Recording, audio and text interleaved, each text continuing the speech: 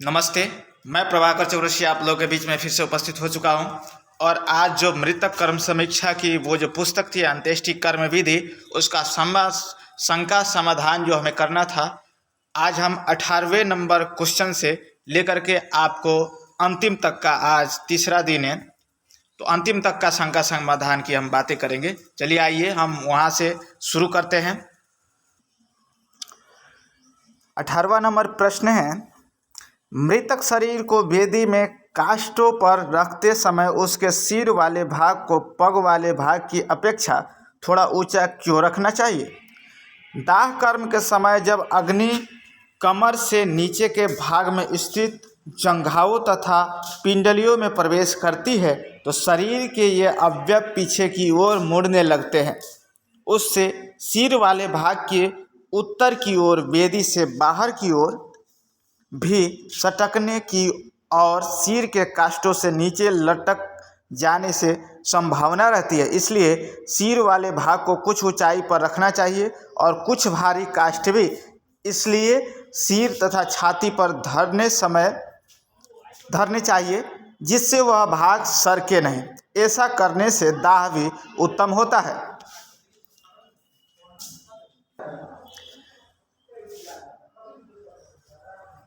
दाह कर्म के समय घी तथा सुगंधित द्रव्यों की आहुति क्यों देनी चाहिए? शरीर का दाह तो सामान्य लकड़ियों से भी संपन्न हो सकता है। मृतक शरीर का दाह करते समय पुष्कल घृत तथा सुगंधित पदार्थों की आहुति अवश्य देनी चाहिए, क्योंकि मृतक शरीर के दाह के समय त्वचा, मांस, अस्थि, केश आदि के जलने से दुर्गंध अवश्य उत्पन्न होती है, जिससे जलवायु आदि के विकृत होने से रोग उत्पत्ति और अशुद्धि की संभावना रहती है। उसका निवारण करने के लिए उसके प्रतिकार के रूप में साथ ही साथ पर्याप्त मात्रा में घृत तथा सुगंधित द्रव्यों का भी दहन करना चाहिए, अर्थात आहुति देनी चाहिए। अग्नि द्वारा सूक्ष्म किए गए घृत आदि पदार्थों में रोग शमन और विष नाशन की शक्ति अधिक हो जाती है। उनकी आहुति से वातावरण भी शुद्ध हो जाता है। 20 नंबर प्रश्न में आता है आपका, अंत्येष्टि के समय मंत्र बोलते हुए घृत आदि की आहुति देना क्यों आवश्यक है?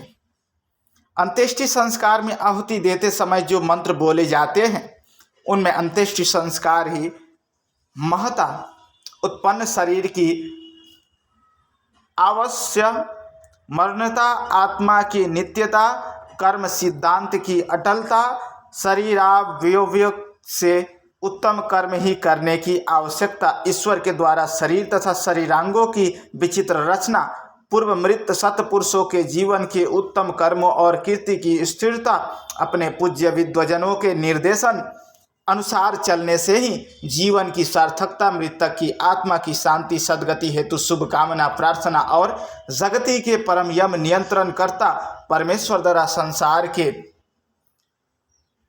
सर्जन, पालन और संहार की स्मृति आदि चिंतनीय विषयों का वर्णन है। उनके उच्चारण करने से दाह कर्मियों के चित्तों में शांति और शिक्षा की प्राप्ति होती है और द्रव्याहुति के साथ मंत्रोच्चारण जनित स्वतरंगों के समन्वय से वातावरण भी प्रभावित होता है। इससे घृतादि द्रव्य दहन से संभाव्य शुद्धिकरण को और अधिक शक्तिमान बनाया जा सकता है। कहीं पर कदाचित मंत्र पाठ करने वाला कोई न मिले तो बिना मंत्रों के भी केवल ओम स्वाहा बोलकर भी घृत आदि की आहुति दी जा सकती है। नमस्ते, मेरा चैनल ये सनातन संस्कृति 2022 यूट्यूब चैनल। मैं प्रभाकर चौरसिया आप लोगों को हमेशा ये सचेत कराता रहता हूँ कि आप लोग पाखंड फैला है जो समाज में, उसका विरोध करें। अगर सही लोग विरोध नहीं करेंगे तो गलत लोग अपनी गलतियां से इस समाज को बिगाड़ने की कोशिश करेंगे।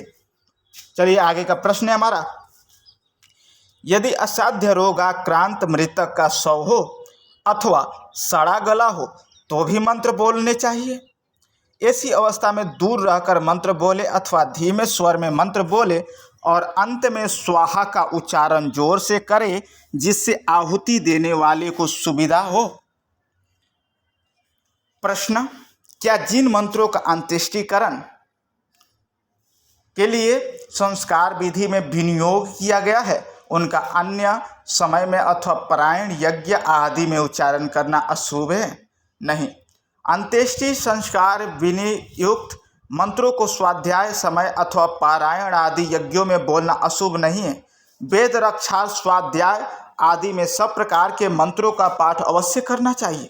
जब गर्भाधान संबंधी और दाम्पत्य शरीर संपर्क वाले मंत्रों का स्वाध्याय आदि के समय पाठ करने से व्यक्ति दोषयुक्त नहीं माना जाता और युद्ध तथा शत्रुवध संबंधी मंत्रों का भी पारायण आदि समय में पाठ करने से पाठकर्ता हिंसक नहीं माना जाता और न ही इन मंत्रों के पाठ मात्र से उस समय काम या हिंसा की प्रवृत्ति पढ़ने सुनने वालों की होती है। तो फिर स्वाध्याय और पारायण यज्ञ आदि में अंत्येष्टि के मंत्रों के पाठ मात्र से कैसे अशुभता या अशुद्धि उत्पन्न हो जाएगी? किंच वेद मंत्रों के विविध अर्थ होते हैं, अतः अंत्येष्टि में विनियुक्त मंत्रों को केवल अंत्येष्टि कर्म परक अर्थ वाला ही मानना भी भारी भूल है। इन मंत्रों के निश्चय ही शरीर विज्ञान, आयुर्विज्ञान, पदार्थ विज्ञान और अध्यात्म ज्ञान संबंधी अर्थ भी सुसंभव है। अतः इन मंत्रों का उन क्रियाओं में भी विनियोग संभव है। इसलिए अंत्येष्टि में विनियुक्त ओम अग्नये स्वाहा, ओम सोमाय स्वाहा, ओम अन्मत्ते स्वाहा, ओम विश्वेभ्यो देवेभ्यः स्वाहा, ओम द्यावा पृथ्वीव्याम अग्निम स्वाहा आदि मंत्रों का अंत्येष्टि के अतिरिक्त चूड़ा कर्म, उपनयन, समावर्तन, विवाह आदि अनेक संस्कारों में यथाक्रम तथा बलि वैश्व देव यज्ञ में भी विनियोग किया गया है। जब इन अंत्येष्टि प्रयुक्त मंत्रों का उपनयन और विवाह आदि में बोलना अशुभ नहीं है तो इनका तथा अन्य मंत्रों का स्वाध्याय या पारायण यज्ञ में पाठ करना क्यों अशुभ है? फलतः सर्व वेद मंत्रों का स्वाध्याय या पारायण यज्ञ किया जा सकता है। 23वां नंबर प्रश्न है, आजकल बड़े बड़े नगरों में विद्युत सौदाह गृह बन गए हैं जहां बिजली के द्वारा सौदाह किया जाता है। क्या यह शास्त्रीय है? क्या यह विधि ग्राह्य है? और ऐसा किया जाए तो विद्युत द्वारा सौदाह करने की स्थिति में घृतादि की आहुति देने के विधान का क्या होगा? इसका उत्तर सुनिए। घनी बस्ती वाले लंबे चौड़े आधुनिक नगरों में लकड़ी आदि की समयापेक्षित व्यवस्था न होने के कारण यदि विद्युत द्वारा सौदाह की व्यवस्था की गई है तो वह अग्राह्य नहीं है। विद्युत सौदाह गृह में अंत्येष्टि करने में शास्त्र आड़े नहीं आता। बड़े नगरों में अथवा जहाँ ऐसी व्यवस्था हो वहाँ इस विधि से अंत्येष्टि कर लेनी चाहिए। रही बात घृतादि की आहुति देने की, सो प्रमुख बात तो शरीर के अंग प्रत्यंग के दहन के साथ साथ घृत व सुगंधित द्रव्य के भी दहन होने की है। लकड़ियों की अग्नि से दाह करते समय उस अग्नि से शरीर के अवयव धीरे धीरे दग्ध होते हैं, अतः घृतादि की आहुति भी धीरे धीरे लगाई जाती है। किंतु विद्युत से दाह की प्रक्रिया अतिशीघ्र होती है, अतः उसके साथ घृतादि भी शीघ्र दग्ध होते जाए, ऐसी व्यवस्था करनी चाहिए। अतदर्थ विद्युत सौदाह गृह के उस दाहक उपकरण में मृतक शरीर स्थापित करने से पूर्व चंदन आदि के कुछ छोटे छोटे काष्ठ खंड बिछाकर उन पर सुगंधित घृत मिश्रित अगर तगर सामग्री पर्याप्त मात्रा में बिछा दे, फिर उस पर मृतक शरीर रखकर उसको पुनरपि घृता मिश्रित सुगंध द्रव्य से भली प्रकार आच्छादित करके ही विद्युत से दाह कर्म करवाए तो आहुति वाला प्रयोजन सिद्ध हो जाता है। अथवा उस सौदाह गृह में जाने से पूर्व ही घृत मिश्रित सुगंध सामग्री से भरी हुई कपड़े की अथवा पॉलीथीन की चपटी थैलियाँ मृतक शरीर के नीचे ऊपर आजू बाजू जमा दे तो और एक अतिरिक्त वस्त्र से इन सब को लपेट दे और सुतली से दृढ़तापूर्वक व्यवस्थित करके ही विद्युत सौदाह गृह में ले जाकर उसे दाहक उपकरण में अंत्येष्टि हेतु रखवावे। रही आहुतियों के मंत्रों के उच्चारण की बात, सो अब जब अंदर सौदाह हो रहा हो उस समय बाहर रहकर द्रुत गति से उन मंत्रों का पाठ किया जाना ये माना जा सकता है। प्रश्न 24 में आता है, क्या अस्थि चयन से पूर्व वेदी अस्त भस्म समूह पर दूध या दूध मिश्रित जल का छिड़काव करना चाहिए तथा क्या अस्थि चयन के पश्चात उन अस्थियों को दूध से धोना चाहिए? यहाँ दूध का उपयोग व्यर्थ है। उष्ण भस्मी को शांत करने हेतु जल का छिड़काव ही पर्याप्त है। अस्थि चयन के बाद उन्हें दूध से धोना भी निरर्थक है। जब भस्मी और अस्थियों को भूमि सात करना है तो उन्हें धोना किस लिए? तदर्थ दूध का प्रयोग करना तो दूध का दुरुपयोग ही है। 25वें नंबर प्रश्न है हमारा, क्या मृतक की अस्थियों को हरिद्वार या पुष्कर आदि तीर्थ स्थानों पर ले जाकर उन्हें गंगा आदि नदियों अथवा किसी सरोवर के जल में डालना चाहिए? उत्तर, नहीं, अस्थियों को किसी भी जल में नहीं डालना चाहिए। प्रत्युत उन्हें पूर्वोक्त विधि से भूमि सात ही करना चाहिए। अंत्येष्टि संस्कार के द्वारा शरीरस्थ जल वाष्प बनकर पुनः जल में ही मिल गया। अग्नि तत्व अग्नि में, वायु तत्व वायु में, और शेष रहा भस्म अस्थि रूपम पार्थिव तत्व, उससे भी पार्थिव अंशों मृत्तिका में ही विसर्जित करके मिश्रित कर देना चाहिए। अस्थियों को जल में डालने से जल अशुद्ध, विकृत और अनुपयोगी हो जाता है, अतः जल में डालना अनुचित है।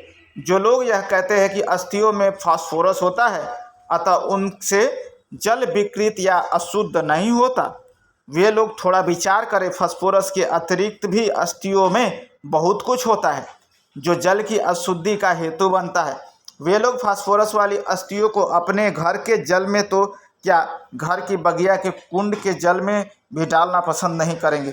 क्यों? इसलिए कि उन्हें ज्ञात है कि इससे वह जल अशुद्ध तथा दूषित हो जाएगा।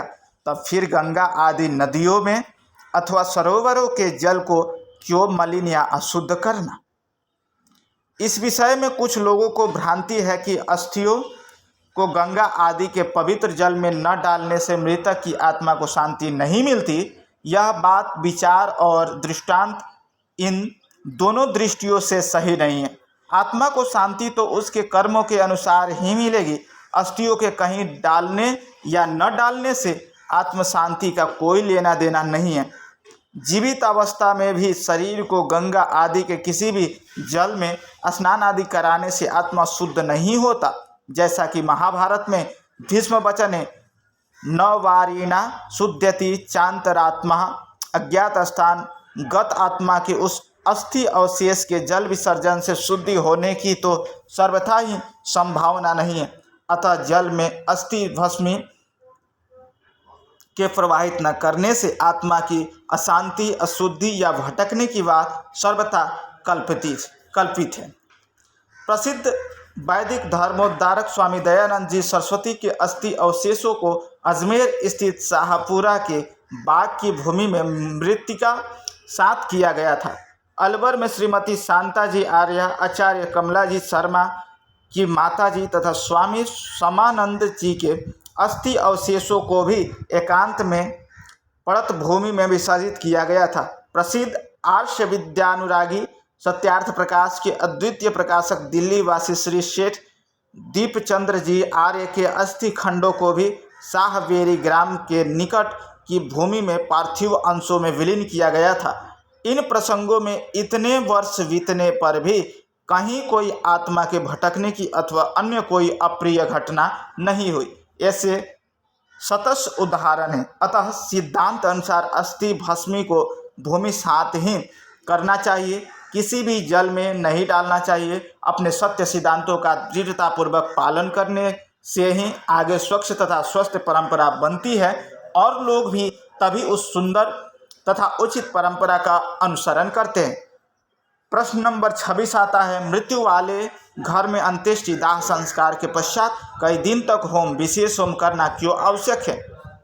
मृतक शरीर के पर्याप्त समय पर्यंत घर में अवस्थित रहने के कारण घर का वातावरण अशुद्ध तथा दूषित हो जाता है तथा उस प्रकोष्ठ के पदार्थ भी दूषित परमाणुओं से संपृक्त हो जाते हैं।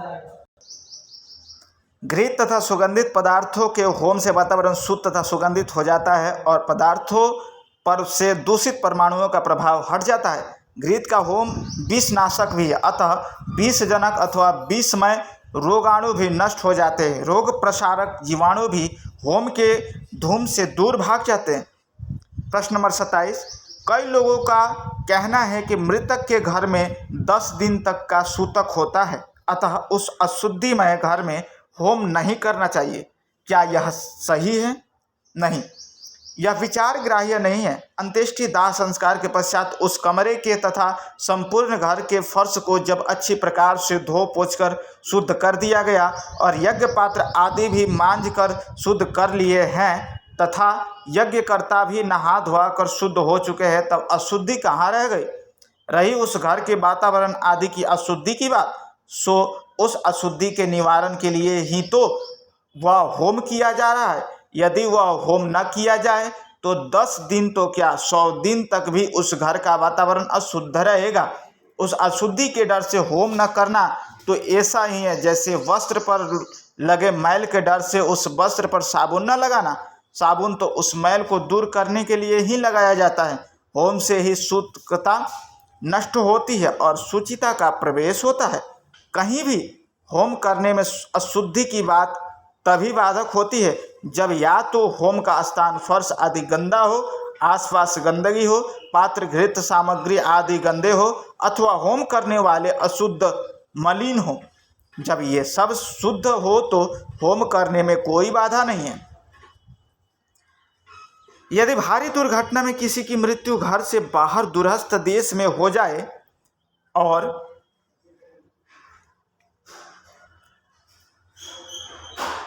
वहीं उसका सामान्य दाह संस्कार करना पड़ गया हो अथवा विमान आदि की दुर्घटना में मृत व्यक्ति का शरीर ही अंत्येष्टि के लिए उपलब्ध नहीं हो सका हो किंतु मृत्यु का निश्चय हो गया हो, तो उस अवस्था में क्या उस मृत व्यक्ति के घर में विशेष होम शुद्धि हेतु करना चाहिए?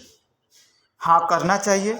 यद्यपि व्यक्ति की मृत्यु उसके घर के बाहर ही हुई है और मृतक शरीर घर में लाया भी नहीं गया है, अतः उसके घर का वातावरण आदि तो अशुद्ध या दूषित नहीं हुए हैं, तथापि कहीं भी मृतक शरीर का पात तो हुआ नहीं अथवा कहीं उसका दाह भी हुआ है। इन दोनों कारणों से जगत का वातावरण तो दूषित हुआ ही है, अतः उसके प्रतिकार के लिए कई दिन तक उसके परिवारजनों द्वारा विशेष होम किया ही जाना चाहिए। हाँ, बाहर देश में ही उसकी विधि पूर्वक अंत्येष्टि की गई हो तो फिर मृत व्यक्ति के घर में विशेष होम की अनिवार्यता नहीं है। प्रश्न 29 में है, क्या मृत्यु के पश्चात 10 या 12 दिन तक शोक पालना चाहिए? और क्या घर के किसी व्यक्ति का घर में किसी निर्धारित स्थान पर बैठना और शोक संवेदना प्रकट करते हुए आने वाले लोगों के लिए निरंतर उपस्थित रहना आवश्यक है? उत्तर में सुनिए। मृत्यु वाले घर में शोकाकुल पारिवारिक लोग स्वतः ही श्रृंगार और तड़क भड़क से दूर रहते हैं और रहना चाहिए तथा उत्सव अथवा विशेष समारोहों को यथासंभव कुछ दिन के लिए स्थगित करना अच्छा है, क्योंकि शोकाकुल चित्त से मनाए गए उत्सव आदि विशेष फलदायक नहीं होते।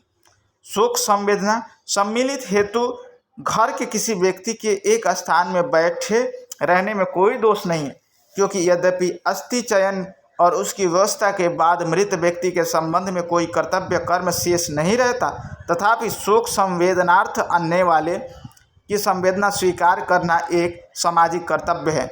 10 या 12 दिन तक की इस प्रथा के चलने का कारण संभवतः यह रहा होगा कि पहले संवाद संचार तथा यातायात के साधन मंद तथा अल्प होने के कारण लोगों को मृत्यु की सूचना देर से मिलती थी और फिर मृत व्यक्ति के घर तक पहुंचने में भी पर्याप्त समय लग जाता था। अतएव यह विचार करके कि इतने समय में तो 10-12 दिनों में तो आगंतुक जन आ ही सकेंगे, समय की एक अवधि निश्चित कर दी। इसे सामूहिक विचार विमर्श के द्वारा कम अधिक भी किया जा सकता है। प्रश्न, क्या मृत्यु के पश्चात मृतक के घर में गरुड़ पुराण की कथा करवानी चाहिए? नहीं, क्योंकि गरुड़ पुराण की बातें मृत्यु के बाद के आत्मजीवन के विषय में भ्रांतिपूर्ण है और उसमें वर्णित अनेक भौगोलिक और आध्यात्मिक आदि तथ्य भी असत्य है। गरुड़ पुराण के उत्तरार्ध में यमलोक, प्रेत, पिशाच, यमपुर आदि के विषय में असंभव एवं असत्य वर्णन है। अतः ऐसे ग्रंथों की कथा करने सुनने से कोई लाभ तो है नहीं, उल्टे भ्रांति ज्ञान रूपी हानि अवश्य होती है। अतः गरुड़ पुराण की कथा न करवाना ही अच्छा है। हाँ, परिवारजनों के शोक शमनार्थ या और धैर्य संधारणार्थ आत्मविद्या, परमात्म ज्ञान, कालगति और सृष्टि चक्र विषयक वेद के प्रकरणों की अथवा उपनिषदों की व्याख्या प्रवचन कथा करवाना श्रेयस्कर है। एतदर्थ यजुर्वेद का 40वां, 32वां, 36वां अध्याय, अथर्ववेद का स्कंभ सूक्त, केन सूक्त आदि, ऋग्वेद का अस्यवामीय सूक्त, नासदीय सूक्त, पवित्र सूक्त, हिरण्यगर्भ सूक्त, पुरुष सूक्त आदि और कठोपनिषद तथा केनोपनिषद आदि का चयन किया जा सकता है। क्या अंत्येष्टि संस्कार करने वाले पुरोहित को इस कर्म की दक्षिणा यजमान से मांगनी अथवा उसके द्वारा स्वतः दिए जाने पर स्वीकार कर लेनी चाहिए? अंत्येष्टि संस्कार तो क्या, किसी भी संस्कार की दक्षिणा मांग कर तो कभी लेनी ही नहीं चाहिए। अंत्येष्टि संस्कार की दक्षिणा मांगना तो अत्यंत अशिष्टता है। यदि यजमान स्वतः देता हो तो भी अंत्येष्टि की दक्षिणा का उस समय स्वीकार करना शोभनीय प्रतीत नहीं होता, किंतु दक्षिणा का सर्वथा देना लेना न होना भी अव्यवहार्य है। यजमान को चाहिए कि वह अंत्येष्टि संस्कार की दक्षिणा स्वीकार करने के लिए उस समय पुरोहित संस्कार कार्यता से आग्रह न करे, पर अन्य नामकरण, उपनयन, विवाह आदि संस्कारों के समय अथवा जन्मोत्सव या वर्षगांठ जैसे हर्ष प्रसंगों में पुरोहित को ससम्मान बुलाकर उन्हें पुष्कल दक्षिणादि से सत्कृत करके अथवा उनके स्थान पर ही पहुंचा दे। इस संस्कार से दक्षिणा वाली बात को सर्वथा उड़ा देने से इस संस्कार को करवाने के प्रति किसी भी वास्तविक रुचि रह पाएगी। भारत विभाजन के समय दिल्ली के दीवान हाल में अनेक पंडित पुरोहित महानुभाव निवास करने लगे थे। वहाँ जब नामकरण, विवाह आदि संस्कार हेतु कोई यजमान आता तब तो प्रत्येक पंडित स्वयं पहले जाने हेतु तैयार हो जाता था, किंतु कोई अंत्येष्टि संस्कार करवाने हेतु आता तो उसे सब एक दूसरे के पास भेज देते थे। अतः इसकी दक्षिणा का सर्वथा लोप नहीं करना चाहिए, क्योंकि यह संस्कार पर्याप्त समय साध्य और शक्ति साध्य है। अतः इसकी दक्षिणा की कोई शोभनीय व्यवस्था होनी ही चाहिए। हाँ, जो पुरोहित महानुभाव योगक्षेम संपन्न है अथवा इस प्रकार की दक्षिणा के बिना भी निर्वाह चला सकते हैं, वे भले ही किसी भी रूप में इसकी दक्षिणा न ले, किंतु जो विपन्न हैं वे यदि इसकी दक्षिणा किसी हर्ष प्रसंग में अथवा शोकोत्तर काल में ले तो अनर्थ नहीं है। प्रश्न, अंत्येष्टि संस्कार करवाने के पश्चात अंत्येष्टि संस्कार की पुस्तक को घर में अन्य पुस्तकों के साथ रखना चाहिए कि नहीं? नहीं, जिन्हें अंत्येष्टि के मंत्र कंठाग्र है वे तो बिना पुस्तक के ही संस्कार करवा देंगे, किंतु वहाँ जो पुस्तक ले जाई जावे उसे कुछ समय तक धूप में रखकर फिर किसी पॉलीथीन आदि की थैली में रखकर अपने घर के बाहर के किसी स्टोर आदि में कील पर टांग देना चाहिए। यदि संभव हो तो शमशान भूमि में अंत्येष्टि संस्कार की 2-4 पुस्तिकाएँ रखवा देनी चाहिए। जब अशुद्धि के कारण शवदाह के पश्चात दाह करता स्नान व वस्त्र प्रक्षालन करते हैं तो कथांचित अशुद्ध पुस्तक को अन्य पुस्तकों में रखना ठीक नहीं है, इसलिए इस पुस्तिका को पृथक से छापा गया है। वीडियो थोड़ा लंबा होगा, आपने बड़ा धैर्य से सुना। हम आशा करते हैं कि ऐसे ही आप शंका समाधान के बारे में सुनेंगे तो आप समाज में फैले पाखंड को मिटा करके आप सत्य को जान करके आप भी सत्य को इस देश दुनिया में फैलाएंगे और राष्ट्रवाद की ओर बढ़ेंगे। ये हमारा कोशिश रहेगा। तो आइए हम देश और धर्म के लिए जीना सीखें, मरना सीखें और अपने राष्ट्र को जगाएं। नमस्ते, धन्यवाद।